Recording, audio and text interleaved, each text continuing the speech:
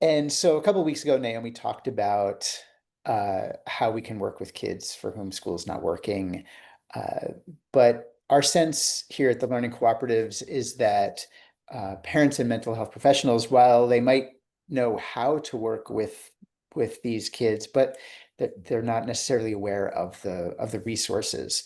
And so we like to think that we are an option for these kids. So Joel here is from our Princeton Center, Princeton Learning Cooperative. I work at Raritan Learning Cooperative right down the road from Growth and Empowerment in Flemington. We also have another center in Langhorne. And so we're just going to talk for a little bit. Joel's going to, I don't know, 15 minutes or so, Joel.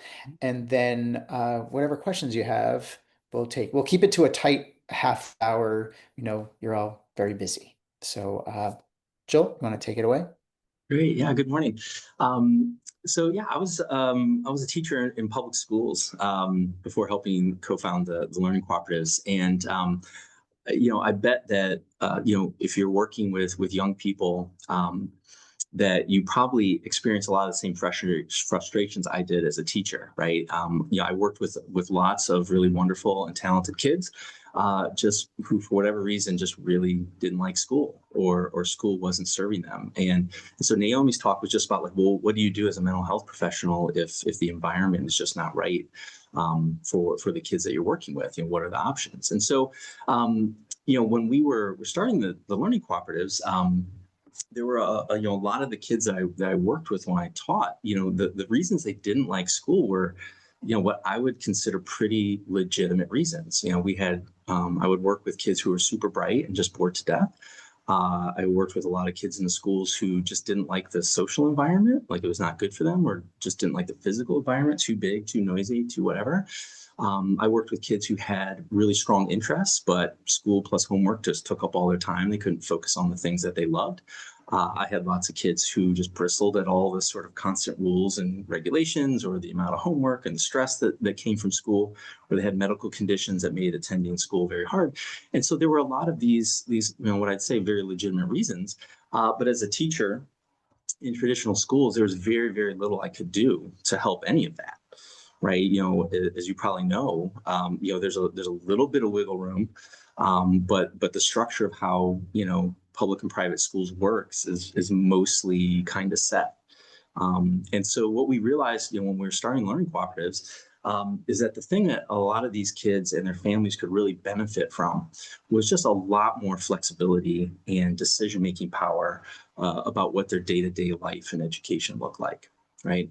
And if you talk to most kids, like, how much of your day do you have a say in what happens? And it's like 0%. Right. It's pretty much just doing what a lot of other people have laid out for you. And so what we realized, that the most direct way for young people and their families to get the level of flexibility that would be helpful for them was actually through something called homeschooling law. And when most people hear homeschooling, the first thought that comes in their mind is, oh, that means just taking school, doing it at home, and having the mom like teach their kid algebra at the kitchen table. And I think that would probably be the worst nightmare of a lot of the families that we work with. And fortunately, that's not what we mean.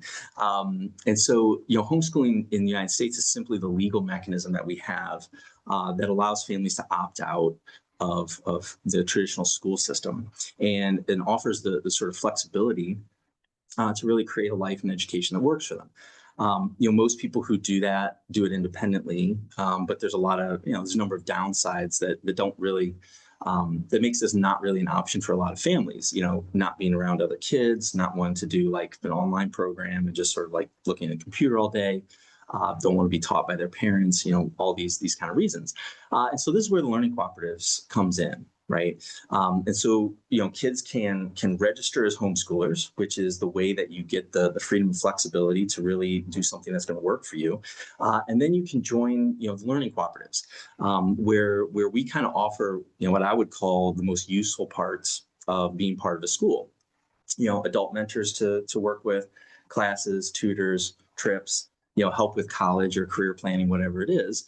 And so this is why we often refer to ourselves as like school reimagined, right? And there's a lot of schoolish things that go on at the Learning Cooperatives. Like if you want to come learn algebra, happy to help. You want to be in my U.S. history class, great. But the big difference between Learning Cooperatives and school is that everything we offer is optional and voluntary. And so this is one of the ways that we communicate, our deep respect for young people and who they are, and sort of where they're at in life and where they want to go. And so, to be honest, like one of the better, I'd say the better mental model for how we work is more like a YMCA or a health club, I would say. It's like you become a member, and there's all this stuff that you can do, resources that you have access to, classes, you can join the yoga class, there's all this stuff that you can do. But ultimately, it's up to you what you choose to do based on who you are, where you're at, and what your goals are, right? And I think the point for us is that there are a lot of really valuable ways, for instance, to use something like the YMCA. Someone who's training for a marathon is going to use it much differently than someone who is, say, rehabbing a knee surgery, and very differently from someone, maybe a retiree, who mostly uses it to get together with other retirees and have a social life, and maybe do a couple laps around the track, but not really like strong, heavy physical exercise. All of these things are good. It would be weird, in fact, if you walked into the YMCA to go swimming and there was a staff member at the door going, whoa, whoa, whoa. Like, you need to go lift weights for 45 minutes before you hit the pool. We would be like, that's ridiculous. Why? I'm here to use the pool. How come you get to decide that, right? And in the same way, we have kids who come to the Learning Cooperatives who are super academic, and they sign up for everything all day. Is just class, class, class, class, class all day, and they love that. It's meaningful to them. But we have other kids who would look at that schedule and just be horrified. It's like, well, when am I going to have time to like work on my art, or write the story that I'm working on, or have some downtimes to make friends if they haven't had a good social experience before, or just having some breaks in between the things that they're doing. Right. And particularly like, maybe in the case of some of the kids you work with, kids who are struggling with anxiety, depression, like attending my U.S. history class has never been the solution to anyone's problems in life. Right. What has been helpful for a lot of those kids is feeling more in control of their life, having less school-based stress, having a small and welcoming community to be part of, right? And so it's this sort of blend of flexibility and decision-making power, and then the support of a community and all the resources that we can offer. So I thought it would be useful, we can talk about it, but sometimes it's just useful to see it. So I just wanted to quick give a couple of visuals about how this works. So I'm going to share my screen real quick. And I'm just going to show you what kind of like a week looks like here at PLC. So I work mostly in the Princeton Center. So and all the different centers have their own sort of calendars of what's going on. And so like for us, the weeks are largely the same. The structure of the Learning Cooperatives, so the weeks are pretty much the same, but each day has a whole bunch of different things based on what our staff are offering, what our volunteers are offering, what kids are doing, and just what people are interested to participate in. And so, for instance, like this is just currently what's going on Mondays. There's writers' workshop. There's like kind of like, I would say, more traditional sorts of things, right? Like conversational Spanish, or you can see some one-on-one math tutoring that's happening. But then there's also things that are you wouldn't find sort of in a typical schools. For instance, like I'm teaching an artificial intelligence class this year, and it's solely just based on what kids are interested in, what kind of things that they want to do with their time. And you'll also see here. All these gray ones are mentoring meetings. And so every kid who comes has a staff mentor that they get matched up with. And we set aside, usually an hour, a half hour each week to meet with them individually. And, sometimes it is, when they're first getting set up, it's just like, well, what kind of things are you interested in? What kind of things are happening here at PLC that you want to be involved in? what kind of things out in the community, and then just kind of troubleshooting and helping them make the most of kind of the flexibility and the freedom that they have. And then you'll see that each day, just has a whole different set of things. Hiking, video production, they're making a movie this year. The neuroscience of negotiation and persuasion, that's an interesting one this year. And again, Thursday's sort of a different thing. And then Friday, we do have, classes and things that happen, but we also take a lot of trips and do special workshops. So actually, like last Friday, PLC went down to Eastern State Penitentiary down in Philadelphia. It's like the oldest prison. It's now a museum, and sort of check that out. And so inside of this structure, kids will make choices about the kinds of things that they want to do. And it really just depends, right? So like, for instance, if you take a look at, one of our kids, Avery, she's here part-time because she's partly doing community college classes as part of high school. And she is super, when I say she's into math, she's super, super into math, right? So she has multiple like math one-on-ones and things that she's doing. And then these open spots that you see here, like she is just reading math books, like taking community college classes, doing all these kind of things. It's what she likes to do. If you take a look at, someone else, like Gavin, he's here pretty full time. He fills up a lot of his time with things that are going on at PLC. And so it just depends on the kid and what they're interested in doing, and how they want to spend their time in conjunction with their mentor and with the family. And so, that's, kind of how the week looks. And then one of the things that, obviously a lot of people have questions about, and it's generalized, but also, how does it work at the learning cooperatives? It's just like, what happens, to the kids moving forward? Like, what kind of outcomes are there?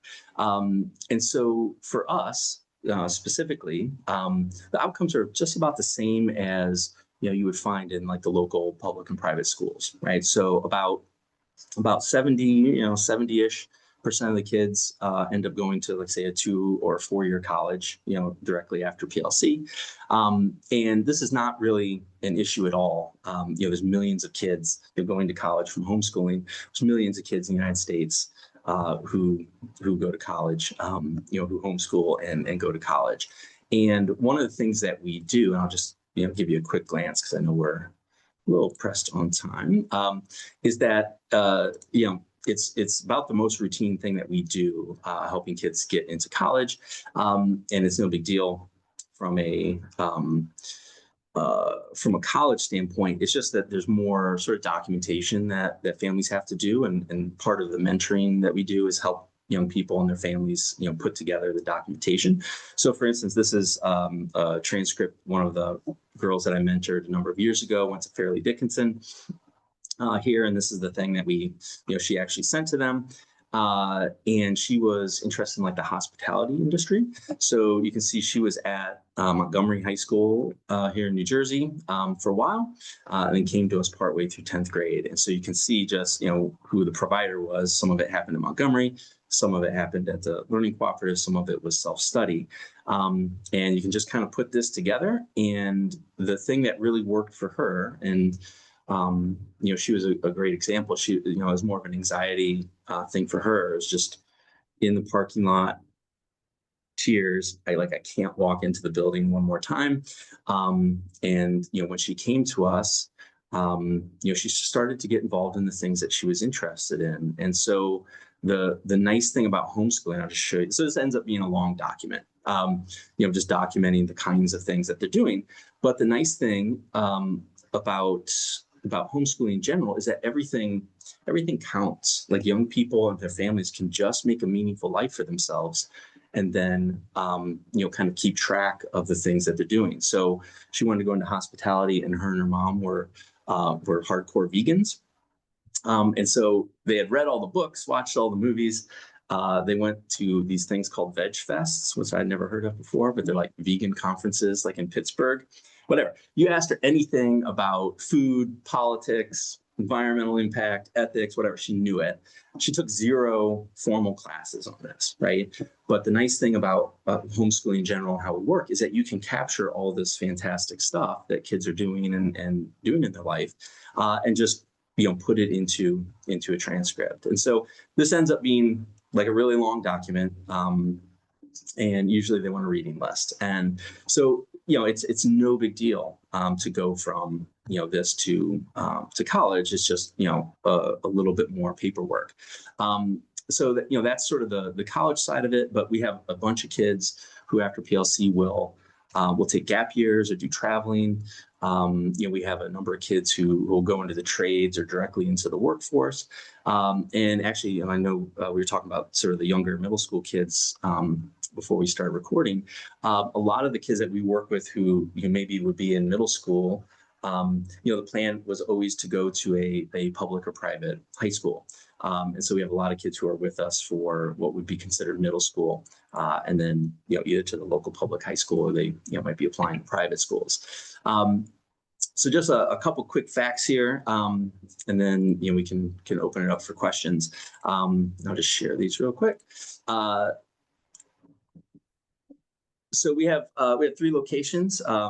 We have Princeton Learning Cooperative in Princeton, the Raritan Learning Cooperative in Flemington, and the Bucks Learning Cooperative in Langhorne, Pennsylvania.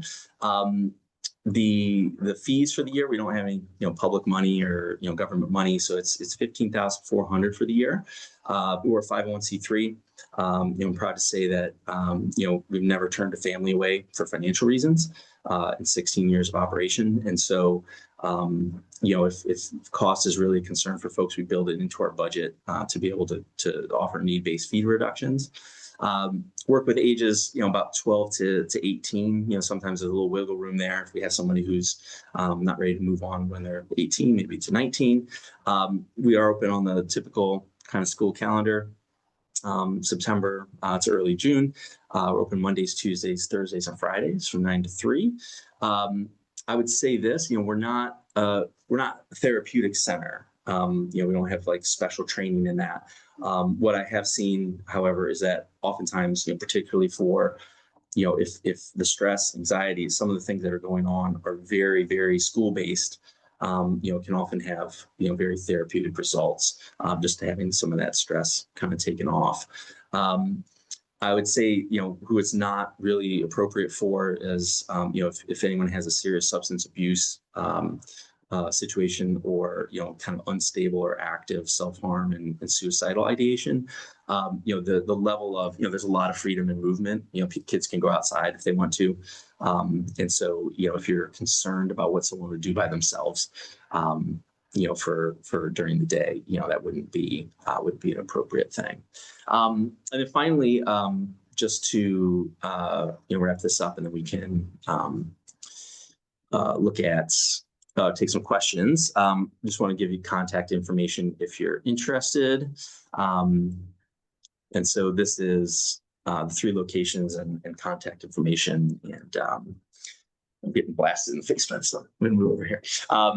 And phone numbers and things like that if you want to be in touch. And so Scott handles all the inquiries at the Raritan Center. So you can be in touch with Scott. I talk to people at Princeton, and then Eileen would be the person you're talking to at the Bucks Learning Cooperative. All right. Scott, I think that was pretty good. 9:21. I think that was a good. Well done. Well done. Right. So I'm going to stop there and open up for questions if anyone has. Yeah. Yeah. So do you have any questions? Anyone have any questions? You can either put it in the chat or just say it out loud.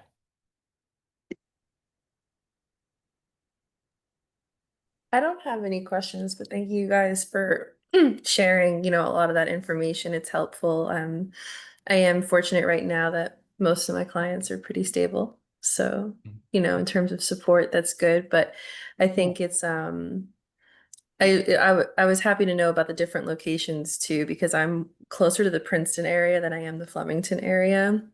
In my last job, I used to work with high focus centers, so I'm not sure if you're familiar with them, or have taken kids or worked with them before as well. But this would have been helpful to know then too. So I'm glad I'm getting the information now regardless, because, it's a good referral to have. I think the only thing that always came up into my mind at the last meeting that we had was kind of like the impact of like, I guess like when a kid is enrolled in normal like public school districts. And obviously at that point, if they're missing school and absences and all of that, like the impact of truancy, if that comes into play, and like, I guess how to like that doesn't come into play at all with like these alternative schools, right? No, because what happens is when parents decide to de-enroll, they that mechanism is okay, so they're no longer in the school district, so truancy is not an issue. The parents are choosing to sort of be the school homeschool supervisor. Mm-hmm. So and in New Jersey, um, there's little oversight, or really no oversight by the state. So um, truancy is never an issue. Now in Pennsylvania, there's a little bit of oversight by the state. Parents would need to, in the beginning of the year, submit an education plan, and then at the end of the year, have to kind of report back as to what took place over the course of the year. Is there a mid-year thing that has to be provided, Joel? Do you know? No, No, it's just end of the just year. just beginning and end. Yeah.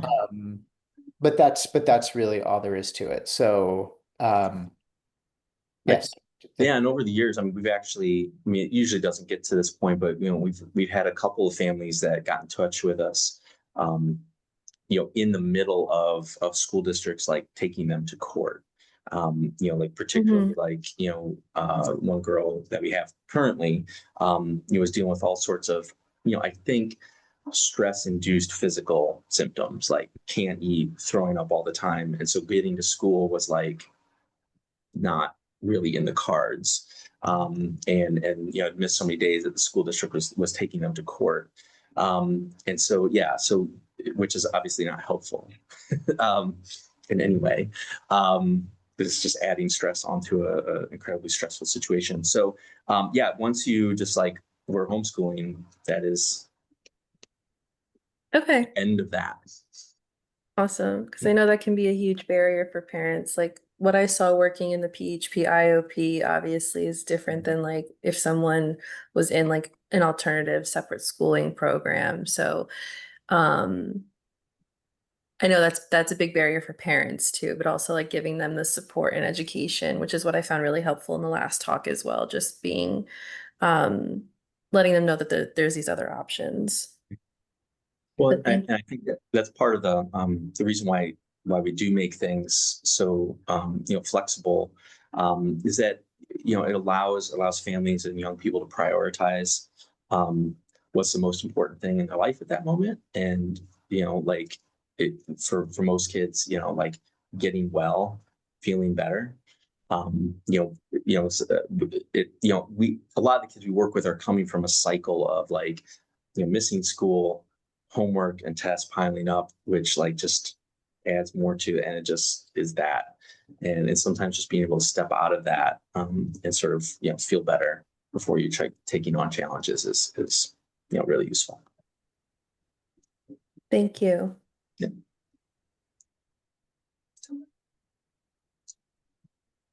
Oops. Anything else? Yeah. Okay. Well, we're always happy for people to stop by and take a look. If you ever want to come for a visit, let us know, and happy to do that. Yeah, and I will definitely stop by Growth and Empowerment with some brochures for you. Awesome. Thank you guys so much. Okay, I guess that's it. Thanks. Thanks for coming. Have a good day. Take care. Bye.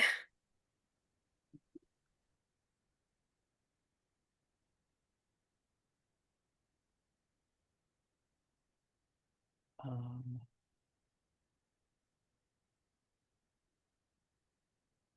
how do I stop the recording?